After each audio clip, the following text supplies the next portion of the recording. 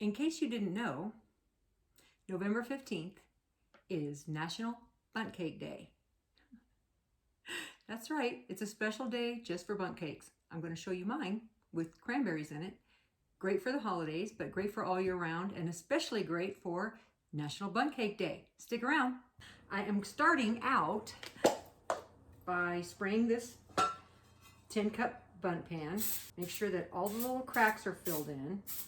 If you don't, your cake will stick to that part that isn't sprayed. Okay, now you don't need a stand mixer. You can use your hand mixer if you prefer. I do suggest using a mixer of some sort, usually whenever I'm mixing something.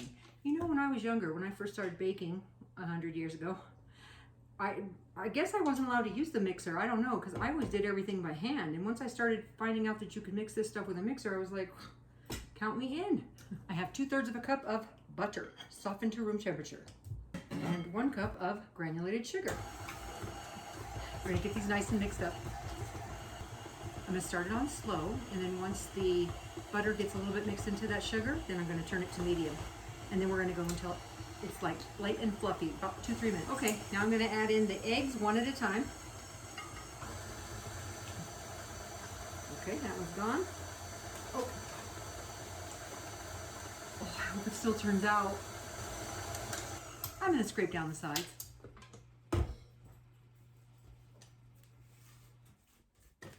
Let's get that all mixed together.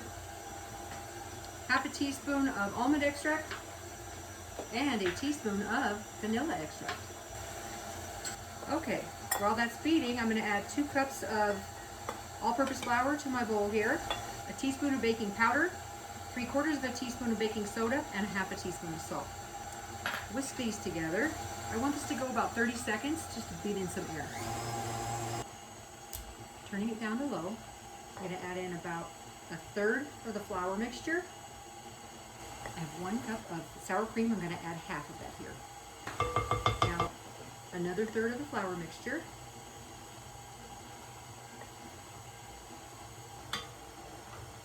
Now the rest of the sour cream.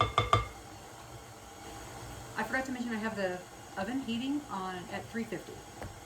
Now the rest of the flour.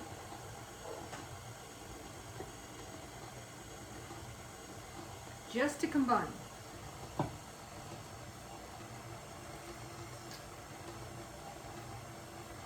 All right. I'm going to scrape down the sides one more time.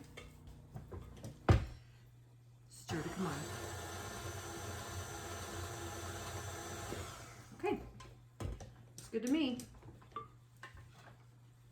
Now to our cake batter, I'm adding 3/4 of a cup of dried cranberries. I chopped these up just so they can distribute more. That makes a lot more pieces. And then 1/2 cup of chopped pecans. You could also use walnuts.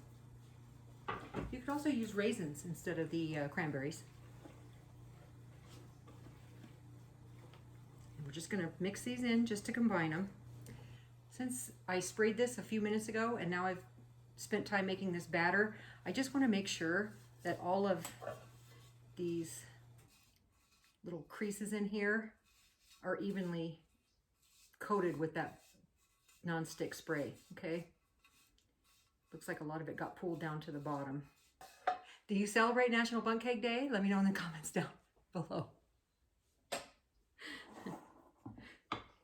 All right, you just want to pour this in here evenly. I'm going to place a towel here. That'll help protect my counter. And we're going to wrap it just a few times. And what you're doing there is you're trying to make sure you get it all into those little crevices in there. And trust me, if you don't do this, it won't fill in those creases. You might want to even like press it down with your spatula. Just press it down into those crevices like this. 350 degree preheated oven, 45 to 55 minutes. Okay, now we're going to make the sugared cranberries that are going to make this just a showstopper. It's just going to make it so pretty, a beautiful centerpiece for your table or your dessert table. I have 12-ounce container here of cranberries. I'm going to rinse those off. Here. While those are draining, I'm going to put in 1/2 cup of water and 1/2 cup of sugar. I'm going to cook this on medium heat until the sugar dissolves. see, 2 to 3 minutes. We're not trying to get this hot, we're just trying to dissolve the sugar. So as soon as the sugar's dissolved, take it off the heat. Cake's done. Needs to cool for 10 minutes, then we're going to remove it from the pan. You want to follow your recipe directions when you're removing the bundt cake from the pan, because sometimes they want you to cool it completely, and sometimes you just want to cool it 10-15 minutes. And you want to make sure you follow that, just because you want to make sure that it's going to come out there. And if you ever do let it cool too long, like say again some important happens and you have to leave, you can put it back in the oven for just a few minutes just to get this hot again. See, what happens is that the flour and the shortening solidify again, and they hold your cake to the pan, and that's why that happens. That's why you normally want to remove it while the cake is still warm, but you want the cake to cool a little bit or it'll fall apart. Make sense? Let me know in the comments below. Okay, we're going to be right back. We're going to finish our cranberries for this beautiful centerpiece, and then we're going to remove the cake from the pan. Cranberry time. All right, the cranberries have drained. I'm putting them in the sugar water. This is a simple syrup, in case you didn't know. Now I'm going to stir these around in this syrup, and then we're going to remove the cranberries from there. Don't throw away this syrup though. You can use it. You can use it in cakes. You can use it in cocktails. You can use it in your tea, iced tea or hot tea. So yeah, don't toss it. All right, now I'm going to put the cranberries on this. I'm going to remove with a slotted spoon. This is a slotted spoon. See those slots? Slotted. Now I'm going to take these and put them on this tray. You know what? I bet this needs to go upside down. Okay. I'm going to remove this to this tray. It's a cooling rack. Now these need to dry on this cooling rack for 1 hour. And what we're looking for here is we want that syrup to dry and to still be sticky. But we can't just put it right into the sugar, or the sugar will just dissolve on it because it's wet, and wetness dissolves sugar. See, I tell you all the time, it's science. Okay. All right, put them in a single layer. And these are just to look pretty. You can eat them. Obviously, they're edible, but they're just to make it look pretty, really.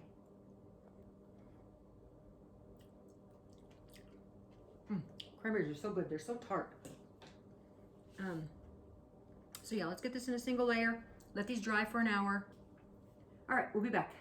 Don't go away. Okay, this bundt cake has been cooling for 10 minutes. Now I'm going to invert it onto this wire rack. This is my favorite wire rack, by the way. It's not really practical because it's round, so it's really just for cakes, but I do like it for cookies and stuff too. Oh, I forgot. You want to knock it a couple times on the counter. They actually recommend this on the Nordic Ware website. Just knock it a little bit to loosen it. Okay? Now, just invert it. Okay? And plop it.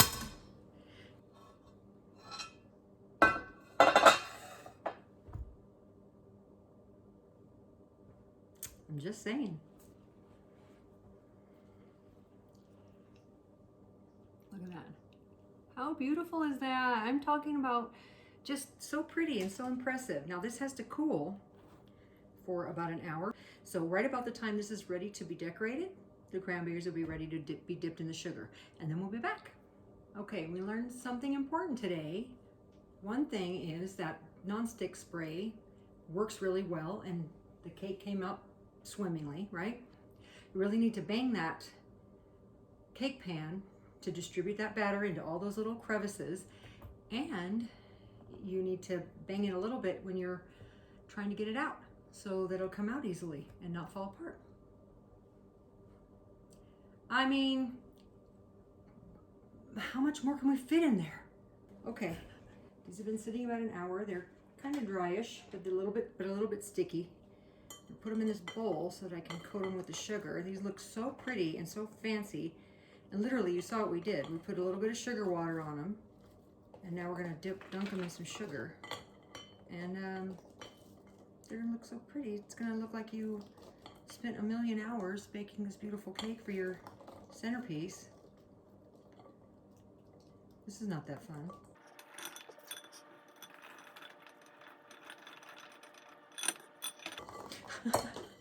Okay. All right.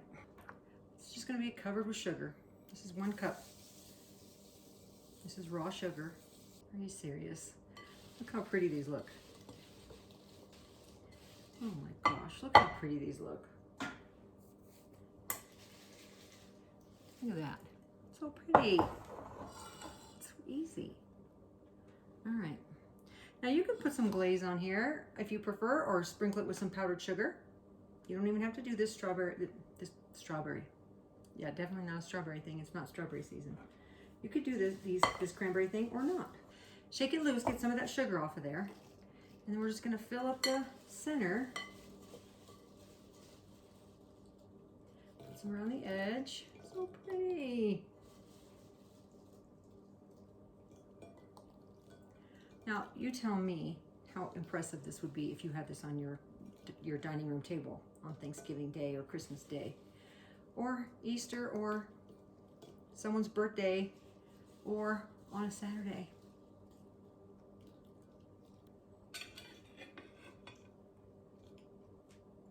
How pretty is this cake? This is fine just how it is. Look at that. But let's add a little whipped cream. I'm gonna put it on the side. A little bit of whipped cream. Oh my gosh. Now I'm gonna take a bite with one of the cranberries. Flavor explosion. This is just amazing. I hope you try it for your holidays coming up. Make sure that you celebrate National Bundt Cake Day appropriately. I will see you next time. Thank you so much for watching. You take care now.